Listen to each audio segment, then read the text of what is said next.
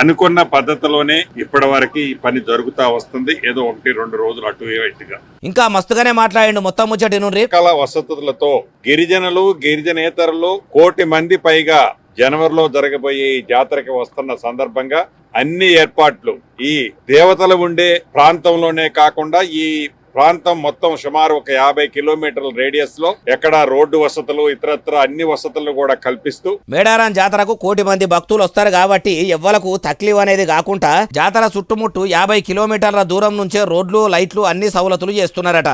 అయ్యా మంత్రి పొంగులేటి శ్రీనివాసరెడ్డి సారు అప్పట్లో మీ షెయి సర్కారు కాళేశ్వరం పుష్కరాలకు కూడా ఇట్లనే కోట్ల రూపాయలు పెట్టి సౌలతులు చేస్తున్నామని పాలేరు పల్లికాయలు ఎంత దొడ్డు ఎంత పొడుగంటే గుమ్మడికాయ ఎంత దొడ్డు ఆందెపకాయ ఎంత పొడుగు అన్నట్టు అప్పట్లో కూడా మీ సర్కారు ఇట్లనే చెప్పి ఏర్పాట్లు చేస్తే ఏమున్నది సారు, ఒక్క గాలి దుమారంకు మీ సర్కారు వేపించిన షాందీర్లు టెంట్లు మొత్తము గోదావరి నదిలా కొట్టుకపోయినంత పని అయింది. పనిగల్ల మేస్త్రి పందిరేస్తే కుక్కతోక తలిగి కూలిపోయింది అన్నట్టే అయ్యింది. ఇప్పుడు మేడారం సమ్మక్క సారలమ్మ జాతర ఏర్పాట్లన్నా ఉన్నన్ని దినాలు గట్టిగా ఉండేటట్టు బందోబస్తు అయ్యిండ్రి. కంపెనీలకు కాంట్రాక్టులు ఇచ్చుకుండ్రు కాబట్టి పైన పటారం లోన లొటారం అన్నట్టు కాకుండా బందోబస్తుగా ఏళ్ల దాకా ముట్టుకోకుండా ఉండేటట్టు పని చేస్తే మంచుకుంటది. ఆ ముచ్చటంతా మీకు తెలియంది కాదు, యాద్ చేస్తున్నాం అంతే అంటుర్రు ఈ ముచ్చటిన్నోళ్ళు.